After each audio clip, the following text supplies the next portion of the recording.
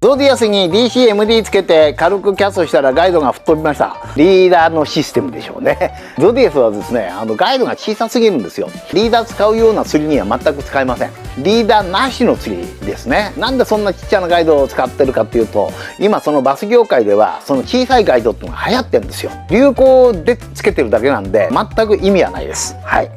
小さいガイド使ってるのは全部あくまでも流行ものだと。流行りものですよっていう感じになります。